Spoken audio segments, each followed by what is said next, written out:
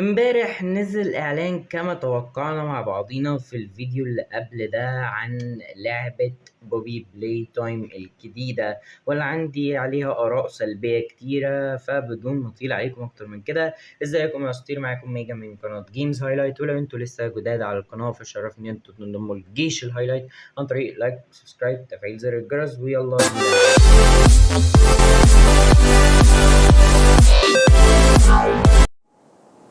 وده الاعلان اللي المفروض قال ايه نعمل عليه رياكشن.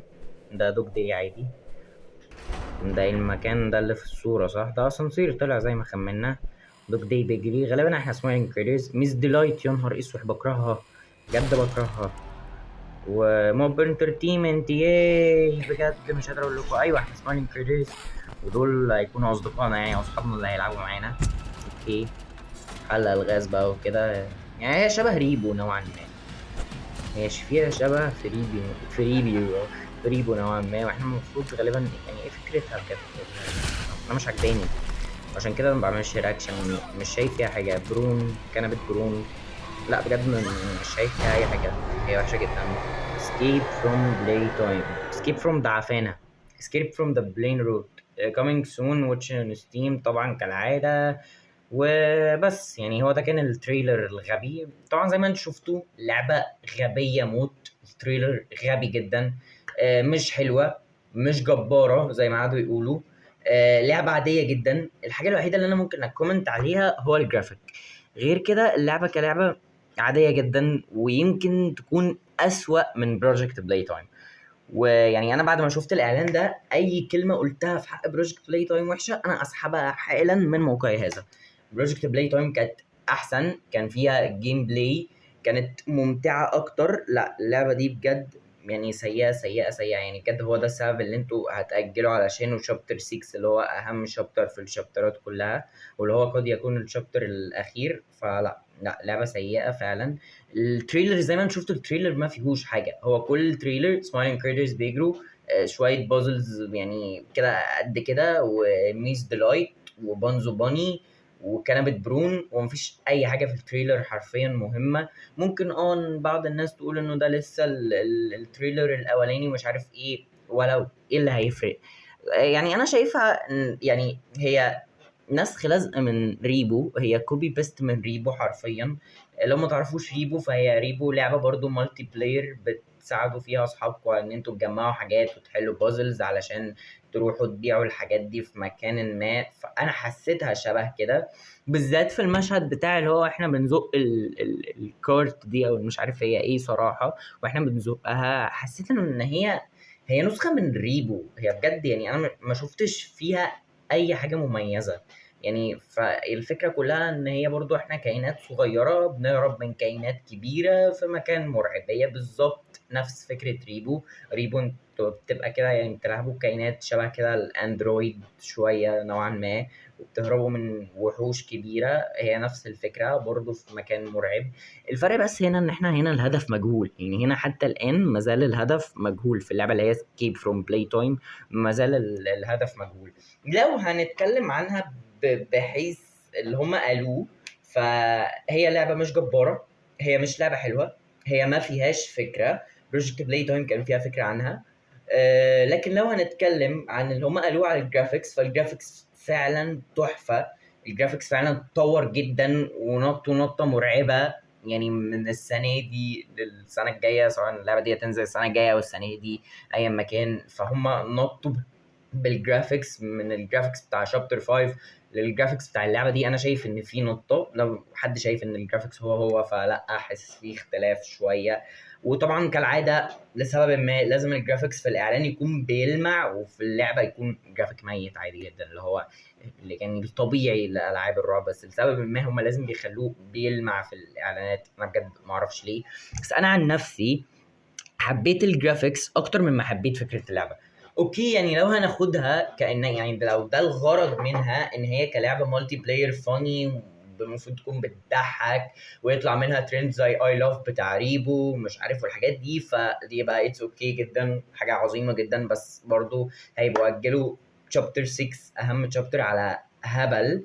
ولكن لو الغرض منها ان هي تبقى حاجه ليها علاقه باللور او بالقصه وتبقى حاجه بتضيف يعني تمهيدات او حاجات هتحصل في شابتر 6.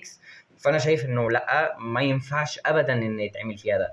اصل مثلا ايه اللي هيحصل؟ هنشوف مثلا باتر بليس، طب وظيفه شابتر 6 ايه؟ هنعرف عن البروتوتايب، نفس الكلام. يعني اي مكان اللي هيقدموه شابتر 6 اولى بيه مليار مره. فانا مش شايف ان هما ممكن يقدموا حاجه هتفرق قوي في القصه بتاعه بلاي تايم. ده بناء على كلامهم، يعني هو بناء على كلامهم ان هما بيعملوا حاجه هتبقى ليها علاقه في الفيوتشر بلعبه بوي بلاي تايم الاصليه. فانا ما شفتش ده، يعني انا ما شفتش ده ومش حاسس ان في مساحه في اللعبه علشان نشوف ده. انا حاسس انه انا اصلا ما عرفتش اعمل اي رياكشن على التريلر، وكان باين جدا ان الرياكشن بتاعي فيك، لانه التريلر ما فيهوش اي حاجه يتعمل عليها رياكشن. مفيش اي حاجه اللي هو احنا بنلعب بالسمايلنج كريدرز، طب الله برافو بنلعب بالسمايلنج كريدرز. اللي هو مين اصلا مهتم بالسمايلنج كريدرز؟ يعني مين بجد مهتم بالسمايلنج كريدرز غير النسخ اللي هي تبع البيك بوديز، او مثلا كانوا يعملوها عن الريجكتد، مثلا يعني يعملوها عن الالعاب الريجكتد زي برون وباجي بوت. لكن انتوا بجد عاملين عن حاجه ملهاش اي 60 لازمه، والناس اتضايقت منها. وانتوا غالبا لاحظتوا يعني برضو دي من احد مشاكل موكب انترتينمنت الغبيه، انتوا بتلاحظوا ان الناس متضايقه من الحاجه فبتكرروها. يعني اللي هو بجد بجد يعني الناس متضايقه من السمايلنج كريدرز قمتوا حاطين النايت مير كريدرز، الناس متضايقه من السمايلنج كريدرز ومن النايت مير كريدرز قمتوا حاطين الرونج سايد اوت اللي هم نسخه مشوهه منهم. الناس متضايقه من السمايلنج كريدرز نقوم عاملين لعبه كامله ليها علاقه بالسمايلنج كريدرز. فهم بجد واخدين السمايلنج كريدرز وهاتك يا حلب بقى حرفيا، حتى كل المنتجات بتاعتهم محشور فيها السمايلنج كريدرز. طب ما توريهم لنا في البيجر بوديز، يعني وريهم لنا بهيئتهم بقى الاصليه اللي خلت البروتوتايب يخاف منهم ويحس يعني ان هم مشكلين خطر على خطته فاتخلص منهم بالسبب ده. يعني ورونا القصه بتاعتهم. هو ممكن نشوف القصه بتاعتهم في اللعبه دي، بس ده شيء يعني نادرا انه يحصل، لانه اللعبه كانت بتركز على السمايلنج كريترز الصغيرين اللي هما كده، زي حتى ما جابوش الواكا واجيز. الواكا واجيز كان ليهم دور، والواكا واجيز كانوا يعني زي كده الحجم الميدل من هاجي واجي. لا هم شبه اللي هم الهاجي واجي اللي كانوا مرميين في اللي هو الانترنس بتاعت بلاي تايم اللي هي اول مره قابلنا فيها هاجي واجي. فانا مش شايف انه في اي تميز في اللعبه. انا مش شايف ان كل اللي هم قعدوا يقولوه ان هي هتبقى اكبر لعبه في التاريخ العاب المالتي بلاير، وهنغير منظور العاب الرعب في المالتي بلاير ومش عارف ايه وهنعمل. وانتوا فعلا غيرتوا منظور، يعني انتوا بجد عملتوا حاجه ما حدش عملها وما حدش هيعملها. واعتقد ان هو اللي اتعمل ده هيبقى مصير، يعني هيبقى مصيره مستقبليا ان شاء الله، انه هتلاقوني ان شاء الله في المستقبل جاي لكم بفيديو بقول لكم يا جماعه لعبه سكيب فروم بلاي تايم خلاص فشلت وتم الغائها. وبرضه هيستمروا في ان هم يعملوا لعبه مالتي بلاير ومش هييأسوا. ده بقى بيدينا بعد اخر، او بيدينا يعني زي بقى حاجه تانية نفكر فيها، وهي تشابتر 6. ده معناه حاجه من الاثنين: يا تشابتر 6 هيتدهور، يا اما هم ظلموا اللعبه دي بسبب ان هم شغالين على شابتر 6 بقى لهم حبه حلوين، لانه بنسبه كبيره جدا جدا جدا هيكون الشابتر الاخير واللي هنشوف فيه الاطفال اليتامى ولا نوصل فيه للباتر بليس وكل حاجه. فهم غالبا ظلموا اللعبه دي بسبب ان هم بيشتغلوا على شابتر 6 وده الغباء بتاعهم يعني. يا اما هم هيعكوا في شابتر 6 عك كبير، وانا متوقع انه بعد الغباء اللي انا شفته ده، لانه دي مش اول مره تحصل، حصلت في بروجكت بلاي تايم، حصلت في شابتر 4، وحصلت في اللعبه دي. فانا شايف ان هم هيعملوا شابتر 6 وهيبقى سيء جدا، وهيقعدوا يملوه ابديتس زي كده ما عملوا في شابتر 4.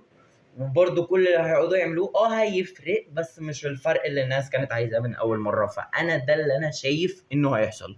وده برضه بياخدنا لفكره انه لو شابتر 6 كان شابتر سيء فالفيلم هيبقى شابتر سيء، لان الحاجات اللي هما بيقعدوا يقولوا عليها يعني شابتر 5 ما اتكلموش عنه كتير. شابتر 5 قالوا يا جماعه احنا بنعمله بقالنا 5 سنين، وقالوا ان هو هيبقى شابتر جيد، وقالوا ان احنا بنحاول نصلح فيه الاخطاء. بالتالي الشابتر طلع جبار، كل الناس بتتكلم عنه. شابتر الى يومنا هذا، الى يومنا هذا احنا غالبا يوم 27، احنا يوم 27 في شهر 8، والشابتر لسه مازال ترند والميرش بتاعته بتتباع حتى الان. فده معناه ان هما كل ما بيتكلموا عن الحاجه قوي كل ما الحاجه بتبقى سيئه. فهم برضو قاعدين بيتكلموا على الفيلم بتاع بوي بلاي تايم، وان هو يبقى اكبر فيلم في هوليوود كلها، وان احنا متعاونين مع هوليوود علشان نعمل فيلم رعب الجيم. تمام، فاحنا متعاونين مع هوليوود علشان انتوا كنتوا سبب نجاحنا، وانتوا تستاهلوا تستاهلوا تستاهلوا. انا بقول لكم هو من موقعي هذا الفيلم هيطلع اوفر ريتد، الفيلم هيطلع سيء سيء سيء سيء. وتشابتر 6 الاهم تشابتر، والتشابتر اللي بنسبه كبيره التشابتر النهائي هيطلع سيء. لو هم فضلوا بيقعدوا يتكلموا قوي كده ويركزوا على الكلام والماركتنج وسايبين الديفلوبينج، فما احنا ضمننا هلاك اللعبه في اهم فتره. يعني احنا هنبقى ضمننا هلاك اللعبه في اهم فتره اللي هي نهايتها. ده كان رأيي. أنا شايف إن هي لعبة ملهاش أي 60 لازمة، لعبة بجد بجد بجد يعني سيئة جدا. وهنشوفها لما تنزل، مش هديها فرصة. أنا عن نفسي مش هديها فرصة، عايزين انتوا تدوها فرصة ادوها فرصة. أنا مش هديها فرصة، آخري أشوف الفكرة بتاعتها، ده لو فيها فكرة أصلا تكون عبارة عن إيه. وأنا زي ما قلت لكم هي هتطلع نسخة من ريجو. وبس هو ده كان الفيديو. أنا عارف إن أنا أحبطتكم ودمرتكم جدا، بس يعني هي دي الحقيقة. وباي.